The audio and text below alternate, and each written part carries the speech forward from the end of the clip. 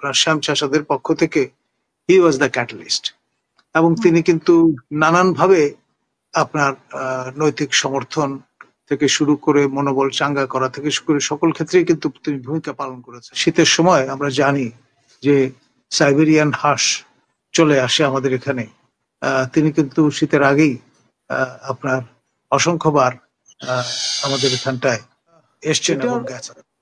His Excellency Peter Haas মহোদয় এখন আপনার একটি মার্কিন কোম্পানির প্রতিনিধিত্ব করছেন, এবং এর মধ্যে বেশ কয়েকবার তিনি বাংলাদেশে এসছেন।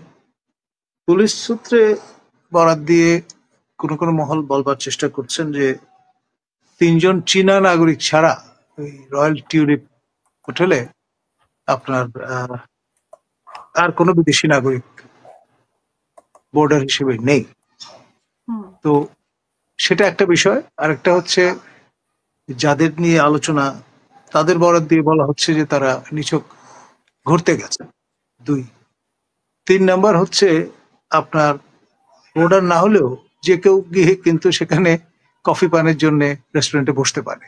তো পিটার হাস মহোদয় ওই কায়দায় গিয়েছেন কিনা সেটা আমাদের জানা নেই, তবে নানান সূত্রে জানা যাচ্ছে যে এ ধরনের একটি বৈঠক হয়েছে। তো ফলে আপনার সব রকম উইন্ডো যদি আমরা খোলা রেখে বেনিফিট অফ ডাউট দিই, তাহলে প্রথমত প্রশ্ন যে এইরকম একটি ঐতিহাসিক দিনে যাদের নেতৃত্বে মূলত এই বিপ্লব সফল হয়েছে, তারা কেন আপনার এই রাষ্ট্রীয় প্রোগ্রাম ছেড়ে ঢাকায় যেখানে সবাই সমবেত হওয়ার কথা সেটা বাদ দিয়ে ওখানে গেলেন?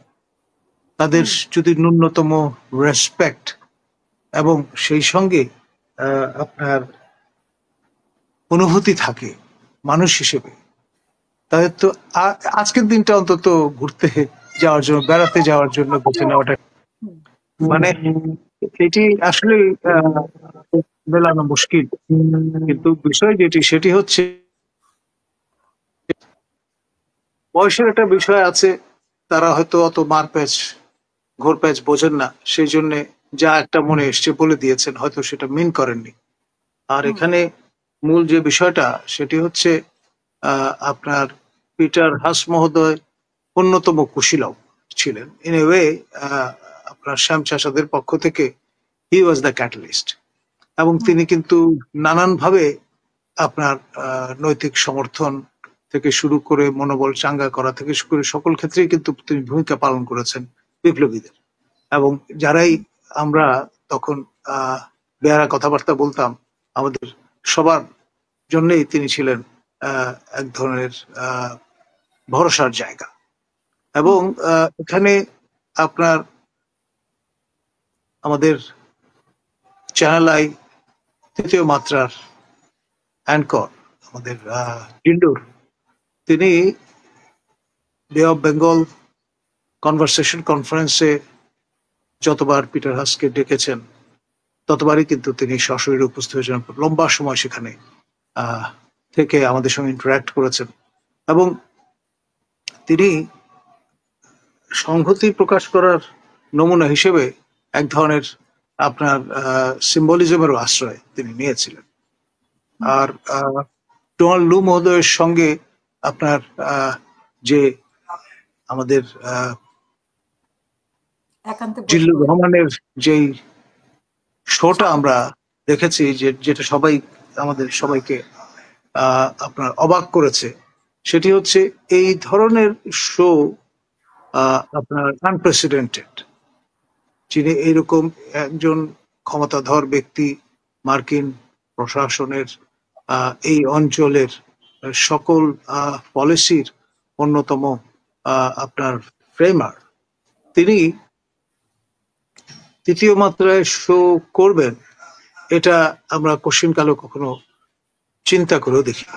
তো সেই রকমের একটা আর্থ শ্যাটারিং শো করার মধ্য দিয়ে আপনার যেই দৃষ্টান্তটি স্থাপন করেছিলেন, সেটির অনেকে মনে করেন অনুঘটক হিসেবে আমাদের পিটার হাস মহোদয় ভূমিকা পালন করেছেন।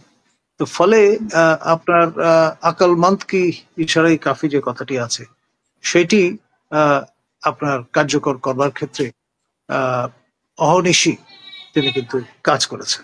এবং খেয়াল করে দেখেন ভিন্ন পরিচয় তিনি কিন্তু আবারও এই বাংলায় ফিরে এসছেন। এবং আপনার শীতের সময় আমরা জানি যে সাইবেরিয়ান হাঁস চলে আসে আমাদের এখানে। তিনি কিন্তু শীতের আগেই আপনার অসংখ্যবার আমাদের এখানটায় এসছেন এবং গেছেন। তো ফলে এই হাঁস খেয়ে ফেলবার আমার ধারণা কারো কোনো অভিপ্রায় যদি থেকে থাকে সেটি মস্ত বড় ভুল হবে বলে মনে হয়। মূল বিষয় যেটি সেটি হচ্ছে 89-এর সিআইএ যে হ্যান্ডবুক সেন্ট্রাল ইন্টেলিজেন্স সায়েন্সের, সেটি দেখবার আমার সৌভাগ্য হয়েছিল। আপনার ক্যাভার শামস বলে বিবিসির যে মনিটরিং সার্ভিস এর যে সংরক্ষিত লাইব্রেরিটি আছে সেখানে, এবং সেখানে খেয়াল করে দেখলাম যে প্রতিটি দেশের কি কি রিসোর্স আছে, যেই কারণে মার্কিন যুক্তরাষ্ট্র